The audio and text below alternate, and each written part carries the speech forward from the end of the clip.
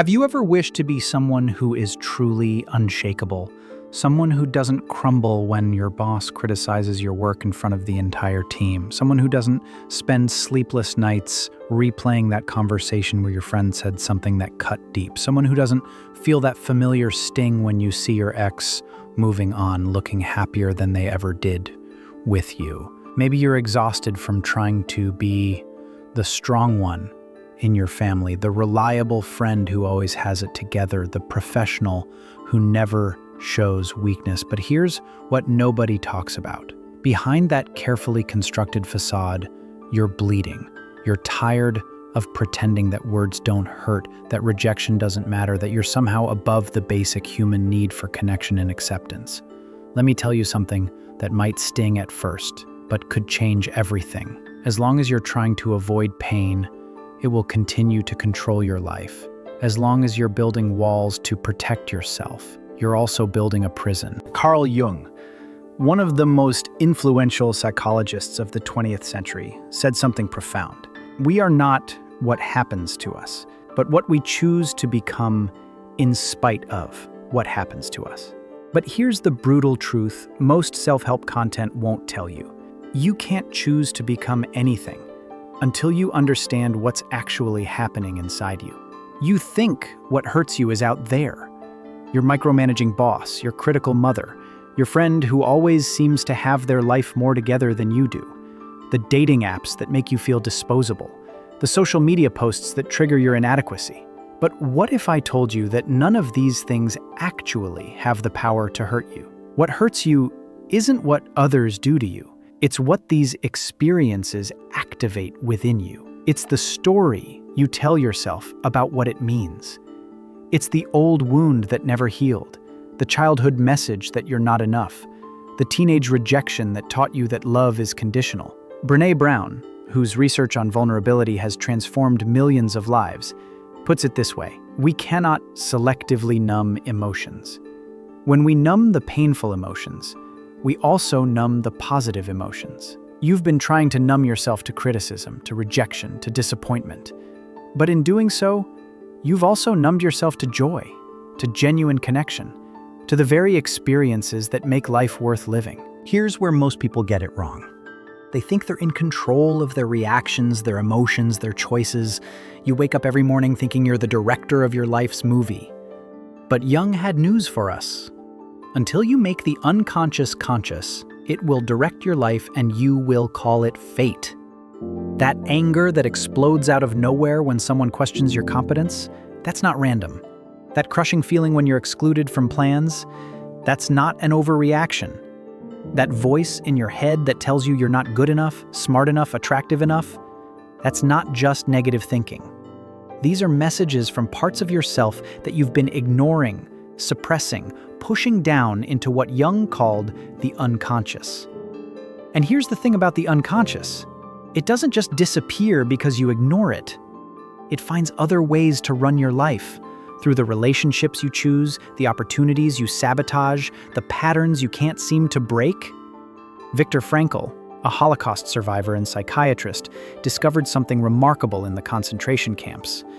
Everything can be taken from a man but one thing: the last of human freedoms, to choose one's attitude in any given set of circumstances. But you can't choose your attitude if you don't even know what's choosing for you. You wonder why certain words destroy you while they bounce off other people? Because those words hit unhealed places inside you that are still raw, still bleeding, still waiting for your attention. And they'll keep bleeding until you finally turn toward them instead of away. Most people think becoming emotionally strong means building thicker skin, caring less, becoming indifferent. They say things like, "I don't let anything get to me anymore," or "I've learned not to care what people think." But if you look closely, you'll see they're still bleeding underneath. They're still reactive, still defensive, still controlled by what they claim doesn't affect them. Real emotional strength isn't about becoming untouchable. It's about becoming integrated. Jung called this process individuation, the journey of becoming who you truly are, not who you think you should be to survive in this world. Brené Brown's research shows us something powerful. Vulnerability is not winning or losing. It's having the courage to show up and be seen when we have no control over the outcome. The people who seem truly unshakable aren't the ones who've shut down their emotions. They're the ones who've learned to feel everything fully and still remain centered. When you integrate your shadow, all the parts of yourself you've been ashamed of, afraid of, trying to hide, something magical happens. You stop being at war with yourself. You stop using so much energy to maintain a false image. You stop being triggered by every criticism because you've already faced your own inner critic and made peace with it. This doesn't mean you become a doormat. It doesn't mean you stop having boundaries. It means you respond from a place of choice rather than reaction. You respond from wholeness rather than woundedness. Here's something our culture gets fundamentally wrong. We've been taught that pain is the enemy, that suffering is a sign of weakness, that the goal of life is to be happy all the time. But what if pain isn't your enemy? What if it's your teacher? Jung understood this deeply. He said, "The most terrifying thing is to accept oneself completely." Why terrifying? Because it means looking at all of it. The beautiful and the ugly, the noble and the shameful, the parts you're proud of and the parts you want to hide. But here's what happens when you stop running from pain and start listening to it. It begins to reveal what needs your attention. That crushing feeling of rejection, it's showing you where you abandoned yourself long before anyone else did. That rage when you're criticized, it's pointing to the perfectionism that's been slowly killing your creativity and joy. Viktor Frankl, who endured unimaginable suffering, discovered that those who have a why to live can bear with almost any how. Your pain isn't meaningless. It's not a cosmic joke. It's information. It's your psyche's way of saying, pay attention, something here needs to be healed. The American way often tells us to get over it, to move on, to think positive. But Jung knew better. He said, depression is like a woman in black. If she turns up, don't shoo her away. Invite her in, offer her a seat, treat her as a guest, and listen to what she has to say.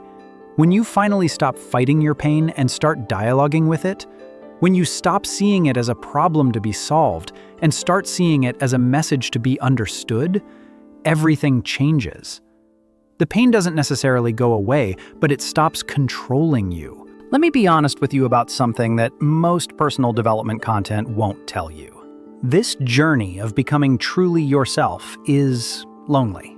Not because you'll be alone, but because most people around you are still living unconsciously, still trapped in their personas, still afraid to feel deeply. When you start to wake up, when you begin to live from authenticity rather than approval seeking, you naturally begin to outgrow certain relationships, certain environments, certain versions of yourself.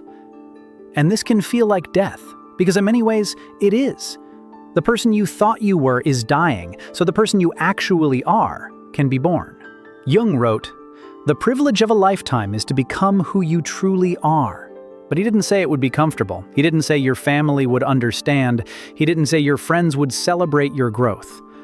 Sometimes the people closest to you will resist your transformation the most because it threatens their own unconscious patterns. This is where many people turn back. They'd rather return to familiar pain than face unfamiliar growth. They'd rather stay small and accepted than become large and potentially rejected. But if you're still here, if something in you is stirring as you listen to this, it means you're ready for something different. The loneliness of individuation isn't punishment, it's purification. It's the space between who you were and who you're becoming.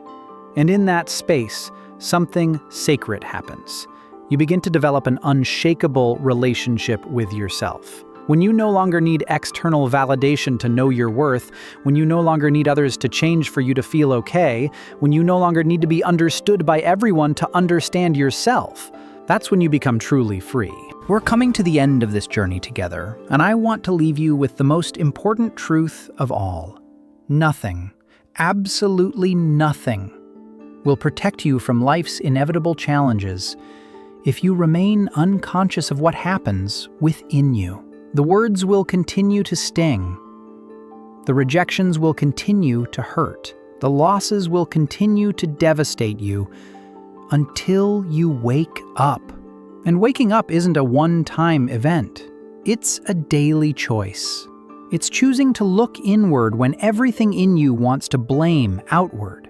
It's taking responsibility for your inner world even when the outer world seems unfair. Jung said, "What you resist persists. What you accept transforms." You've spent years resisting the fear of not being enough, the pain of rejection, the ache of loneliness. But resistance is what keeps these experiences alive and powerful in your life. True emotional immunity isn't hardness, it's clarity. It's not about building walls. It's about expanding your awareness. Because when you understand your triggers, your patterns, your wounds, the actions of others lose their power to destroy you. You still feel, but you don't drown. You still hurt, but you don't lose yourself. You still care, but you're not controlled by your caring. And that changes everything. The world may try to shake you, but it can no longer find where to grab hold. Not because you've become cold, but because you've become whole. If this message has touched something deep within you, if you feel ready to stop surviving and start truly living, write in the comments, "I choose awareness."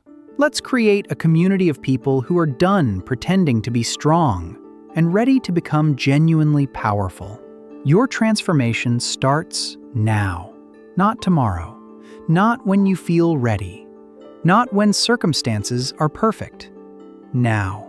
Because the only moment you ever have to change your life is this one.